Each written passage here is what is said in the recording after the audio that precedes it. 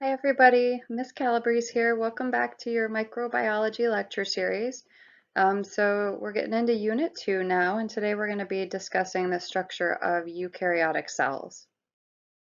So we talked last time about the structure of prokaryotic cells. I just want to refresh some of those concepts before we get into too much detail about eukaryotes. Prokaryotic cells are different from eukaryotes in that they do not package their DNA inside of a nucleus the way that eukaryotes do. Their DNA is all by itself, so it's not packaged with any other proteins or anything. That's basically just naked DNA. Um, Many prokaryotes have cell walls, and those cell walls are going to be made up of peptidoglycan, which is something unique to prokaryotes. We won't find peptidoglycan in any eukaryotic cells. And they don't have structure on the inside the way that eukaryotic cells do. All right, so for prokaryotic cells, all of them are going to have a cell membrane because every single cell on the planet has a cell membrane.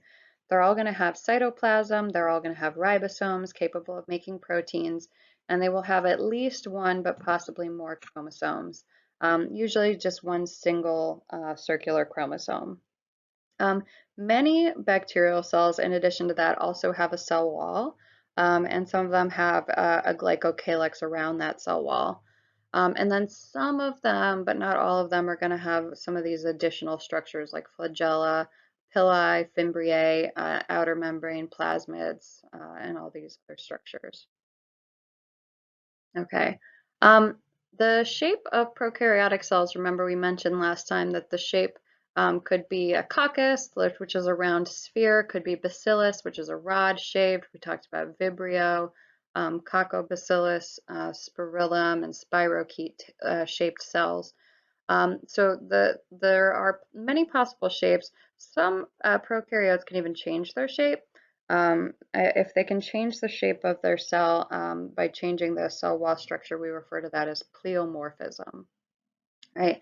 And overall, these prokaryotic cells are very, very small. So somewhere between 1 micron and 750 microns. So very small cells in comparison to eukaryotic cells, which are going to be much larger, right? In addition to the shell or to the cell shape, we also are concerned with the arrangement of prokaryotic cells. So what's going on here is you're looking at different arrangements, which means the way that the cells group themselves.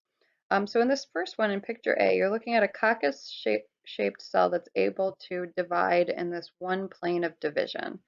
So when he divides, when he reproduces himself, there are going to be two of him side by side.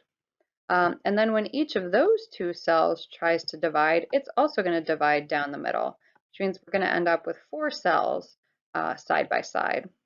And you can imagine if that keeps happening and happening, we end up with these long chains of cells that are all side by side.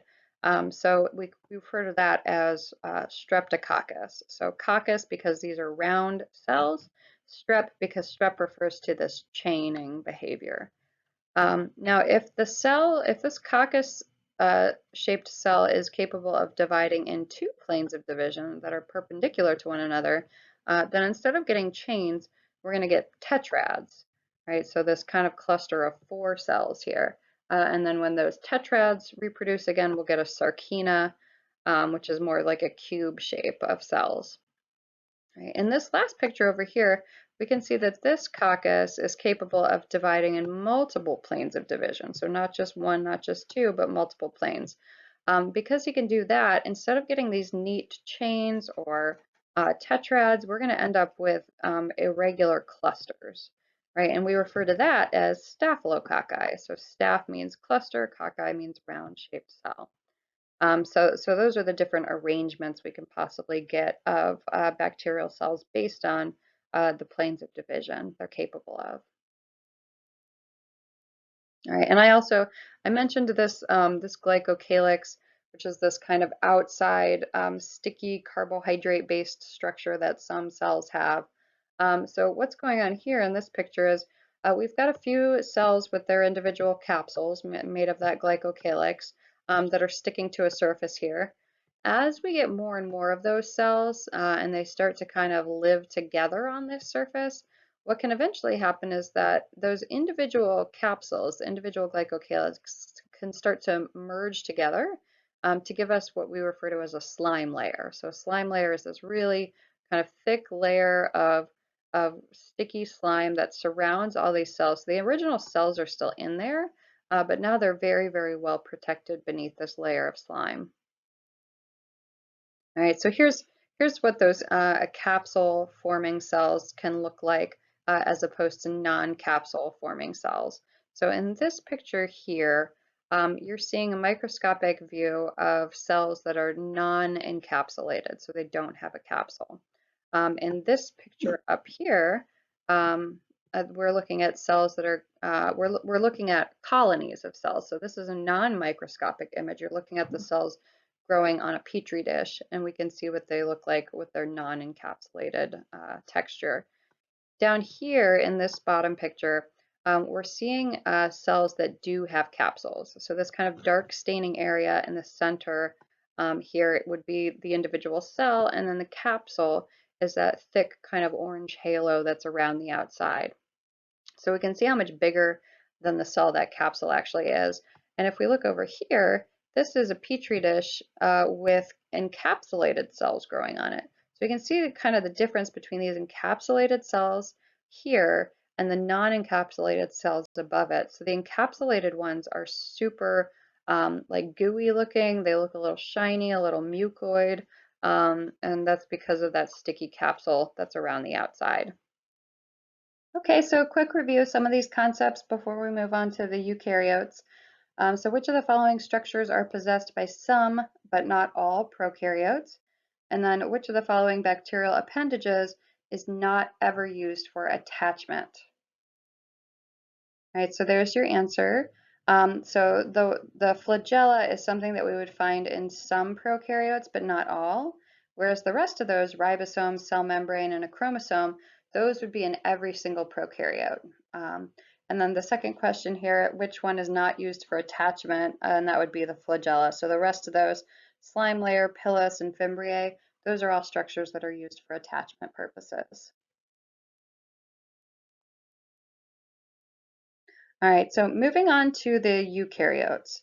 So we mentioned this concept of endosymbiosis last time. So endosymbiosis is the theory on how we get eukaryotic cells arising from prokaryotic cells. So this happened approximately a couple billion years ago, where one kind of larger cell engulfed another cell and then just kept that smaller cell living on the inside of it.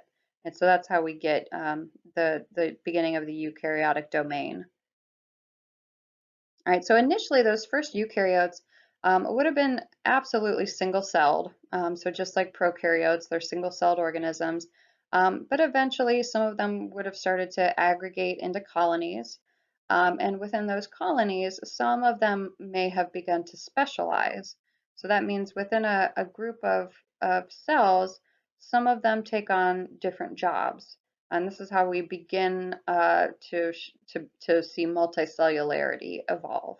So if we're in a colony and some cells decide to take on the role of protection, and some cells take on the role of digestion, and some take on the role of reproduction, then we can start to kind of get different jobs going within the same organism, and we can get a multicellular organism to evolve that way. Right, so as far as the eukaryotes we're concerned with from microbiology, we're basically just going to concern ourselves with the ones that cause disease. So the protozoa can potentially cause disease, the fungi, and the helminths as well. All right, so just a quick refresh on that concept of endosymbiosis and some of the evidence we have to support it. So the mitochondria are the organelles that theoretically came from prokaryotic origin. And the evidence that we have for that is that if you take a mitochondrion and look at it, the chromosome, it has its own chromosome, which is totally separate from the cell's DNA that you have. It's a circular chromosome, so it looks a lot like a bacterial chromosome in that way. The mitochondria do their own division, so they do their own replication completely independent of your own eukaryotic cells, mitosis. And inside those mitochondria, they have their own prokaryotic ribosomes. So they've got 70S ribosomes that are totally different from the 80S ribosomes that you have in your cells. They also have bacterial membranes, such that if you were to take a mitochondrion out of the cell and give it antibiotics, it would die, right? Because you're exposing it to drugs that are designed to kill bacteria. And turns out mitochondria essentially are bacteria. Um, Now, just to note that the same thing is true for chloroplasts. So the chloroplasts are organelles that we find in plants and algae that make them capable of creating glucose from solar energy. And those initially would have been photosynthetic prokaryotes before they were absorbed into eukaryotic life. Okay, so here's a picture of just kind of a generic eukaryotic cell, right? So we can see just by a quick glance that this is a lot more complicated than a prokaryotic cell. So there's a lot of stuff going on inside here. We're going to go through these organelles one by one and talk about what they look like and what their function is. All right, so starting off with the flagellum. So some eukaryotic cells have flagella, not all. Same as for prokaryotes. The flagella in eukaryotes, though, are much more complex in structure than prokaryotic flagella. So if you'll recall, prokaryotic flagella just had a basal body, a hook, and a filament, just three components. Um, and that basal body was kind of just tacked on to the membrane of the cell. For eukaryotes, the flagella are actually part of the cell. So they've got a complex microtubule structure, and then they're completely surrounded by the cell membrane. So they're completely enveloped by the membrane that surrounds the entire cell. Right, so here's a look at that microtubule structure of a eukaryotic flagellum. So microtubules are these kind of hollow protein tubes that form a structure here. So, and we see 9 pairs of these tubes that kind of circle around the periphery of that flagellum. So here we can see a cross section of that. So we can see these pairs. So 9 separate pairs of microtubules surrounding 2 central microtubules. And so often we refer to this as the 9+2 structure of eukaryotic flagella, right? Because this 9+2 structure we are only finding in the eukaryotes and not in the prokaryotes. So we see this in flagella, yes, but also in cilia. So cilia is another structure that some eukaryotic cells have. If the eukaryotic cells have cilia, they tend to be shorter than flagella and more numerous. So, for example, over here you're looking at a sperm cell. Sperm cell just has one flagellum. Over here you're looking at ciliated cells in the bronchi of your lungs, and there are many, many, many cilia there. So they tend to be shorter but more numerous. And they're going to move in the same way. So both of these structures move by sliding those pairs of microtubules kind of aside each other with motor proteins. And so when we do that, when we slide those pairs of microtubules, we get this kind of whip-like motion, so like a back and forth motion, which is different from the prokaryotic flagella, which moved in kind of like a helicopter in a 360-degree fashion. Okay, so yeah, like I mentioned, the cilia structure is the same, except that they're usually shorter and more numerous. We usually find them all over the cell instead of just one or two. All right, so let's talk about the cell walls here. Not all eukaryotes are going to have cell walls, and if they do, the structure will not be the same as the structure of a prokaryotic cell wall. So protozoa, for example, do not have cell walls. Helminths do not have cell walls. Fungi will have cell walls, um, and plants will have cell walls. But those are the only eukaryotic cells that do have this.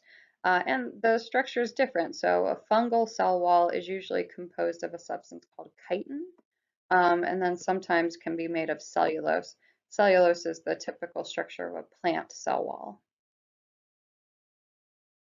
All right. Whether or not a cell has a cell wall it will always have a cell membrane. So every single cell on planet Earth has a cell membrane. That cell membrane is going to be made of a phospholipid bilayer. So that's these rows of phospholipids kind of arranged with the tail of the phospholipids oriented towards each other, creating basically a fatty barrier. So it's just like a layer of fat that surrounds the outside of a cell. And this is crucial to life on Earth, right? We need this protection, this separation between the inside of the living organism and the outside. And phospholipids is what creates that for us.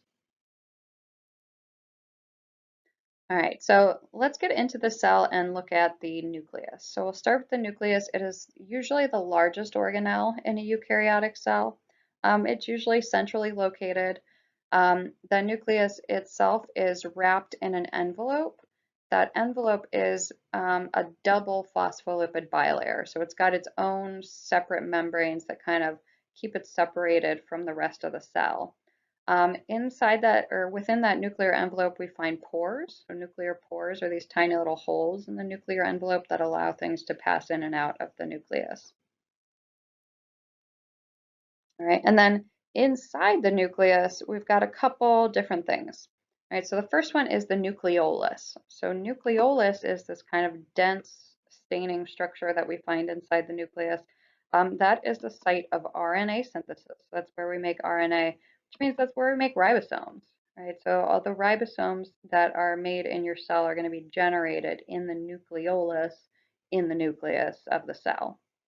Right? The other thing that we find inside the nucleus is the chromatin. So chromatin is a eukaryotic way of packaging DNA. So DNA for prokaryotes was just sort of the molecule all on its own. For eukaryotes, DNA is always packaged with a particular type of protein called a histone protein. So histone proteins are there to kind of help organize and package the DNA in a eukaryotic cell, and that combination of DNA and histone is called chromatin. All right, so outside of the nuclear envelope and in some places kind of continuous with the nuclear envelope is the rough endoplasmic reticulum. So the rough ER is a structure, it's kind of like a series of connected tunnels that's lined by phospholipid bilayer again. But embedded in those phospholipid bilayers are ribosomes. So we've got tons and tons of ribosomes embedded in the surface of this rough ER. And those ribosomes in this picture are represented as little dots.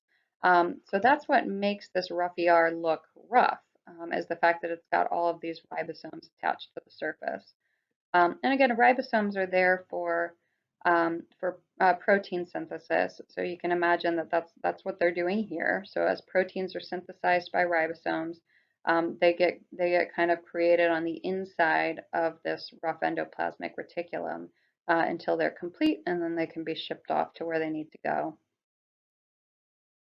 All right. Next to the rough ER, we'll often find smooth ER. So smooth ER looks a lot like rough ER, so a series of kind of connected tubes, but it does not have ribosomes, hence it looks smooth. So it's got nothing to do with protein synthesis. Smooth ER is all about lipid synthesis and lipid storage. All right. Nearby, we will find the Golgi apparatus, sometimes called the Golgi complex. So the Golgi apparatus it looks similar in structure, but instead of being a series of like connected tunnels, Golgi apparatus, think of like a stack of pancakes. So these kind of disc-shaped structures stacked on one another. Those disc-shaped structures are called cisternae, or sometimes they're also called dictyosomes. So those dictyosomes are places where proteins go to be processed after they've been made. So what happens here is in the rough ER, the ribosomes in the rough ER will generate proteins. Those proteins will then bud off of the rough ER in a tiny little transitional vesicle. So transitional vesicle would be like these little fat bubbles here. That transitional vesicle will then take that protein to the Golgi apparatus, and Golgi's job is then to kind of process that protein, polish it up, make it nice, maybe combine it with some other molecules. So if we wanted to make like a glycoprotein, for example, we would need to combine that protein with some carbohydrate, put it all together, and then repackage it in another vesicle, and then send it off to where it needs to go, right? So you can think of the Golgi apparatus as sort of like your cell's version of FedEx. So it's kind of receiving these packages, it's modifying them as necessary, and then packaging them up and shipping it out where it needs to go.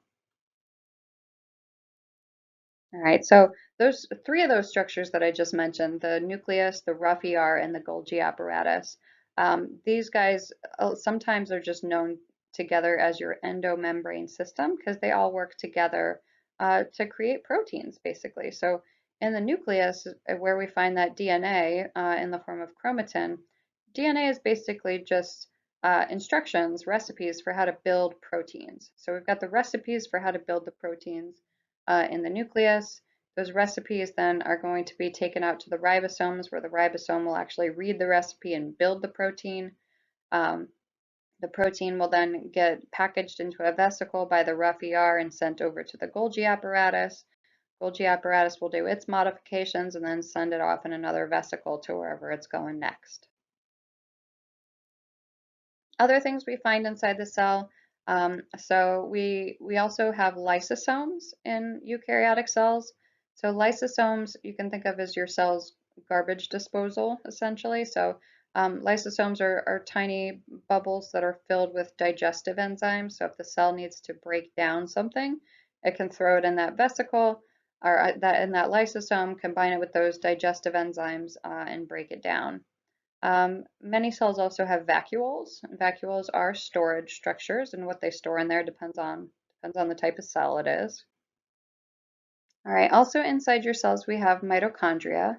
So we've talked a little bit about mitochondria in the context of the endosymbiotic theory, but their role that they play inside eukaryotic cells is to perform the function of aerobic respiration. So aerobic respiration is the idea of taking oxygen and using that oxygen to efficiently turn glucose, food, into useful forms of energy like ATP. So it's how we get energy from our food, and that's the job of mitochondria. So just to look at the structure of it here. So we've got an outer membrane around the outside, and then we've got an inner membrane on the inside. The inner membrane folds are a lot of times referred to as cristae. So, and we have these cristae here to increase the surface area on the inside of the cell. That increased surface area allows more room for chemical reactions to take place. Also note that we've got mitochondrial DNA here, so that's again totally separate from the DNA that's in the nucleus. And we've also got some 70S ribosomes in here, which are smaller than the 80S ribosomes that you have everywhere else in your cell. All right, just a quick look at chloroplasts as well. So chloroplasts, these are organelles that we find in algae and plants. They also arose through endosymbiosis, and their job is to take solar energy from the sun and convert that solar energy into chemical energy in the form of glucose. All right, so here's your cell's ribosomes. So ribosomes, well, I mentioned that they were embedded into the membrane of the rough ER, but we also can find them sort of free floating in the cytoplasm. Again, eukaryotic ribosomes are 80S in size, so these are bigger than the 70S 70S prokaryotic ribosomes. And the whole job of a ribosome is to synthesize proteins. Right, so to read those recipes that come from the nucleus and generate proteins based on those recipes. Okay, so moving on to the cytoskeleton. So cytoskeleton is exactly what it sounds like, right? It's an internal structure, a skeleton for your cell to help lend support. All right, so we're going to go through the three major components of the cytoskeleton. Right, so first one we'll talk about is the actin filaments, also called microfilaments. So these microfilaments are made of proteins called actin. We find a lot of actin filaments or microfilaments associated with the cell membrane. So these are really useful for helping the cell move around. So especially for cells that are mobile, like amoebas, for example, those cells have a lot of microtubules, or I'm sorry, microfilaments associated with their cell membrane that lets them create pseudopodia and like ooze around their environment. This is also important for things like cell division. So when your cells go to divide and reproduce, they have to kind of pinch themselves off from one another, and they do that by changing the shape of the membrane with the microfilaments. Right, so here we can see those actin filaments again, sort of associated with the cell membrane. So we find them kind of in a greater quantities around the membrane of the cell. Right, another component of the cytoskeleton are the microtubules. So these are larger than the microfilaments. So these are hollow tubes made of a protein called tubulin.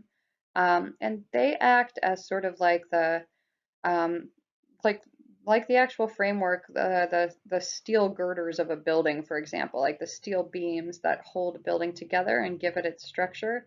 That's essentially what microtubules do for your cells, right? So they create this internal structure so the cell doesn't collapse on itself. In addition to providing support, these microtubules can act as transport. So they can act as almost like railroads that we can move vesicles around on the inside of the cell. So in addition to support beams, they're also roadways. Right, so there's another view of those microtubules. So all the microtubules in your cells originate from structures called centrioles. So centrioles are these sort of collections of microtubules or microtubule organizing centers that are arranged in triplets, or like kind of radially arranged around a central axis. So each one of these cylinder-like structures is called a centriole. But both of them together at that 90-degree angle that we see them is called a centrosome.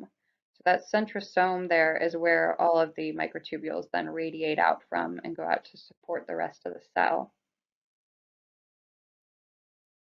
All right, and then the last structure here that's associated with your cytoskeleton are intermediate filaments.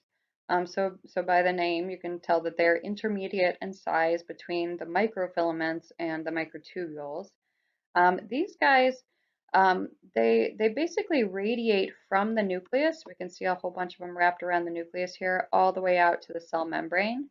And as they radiate from nucleus to cell membrane, their main job is to kind of anchor a lot of the other organelles in place. So kind of holding everything in place on the inside of the cell.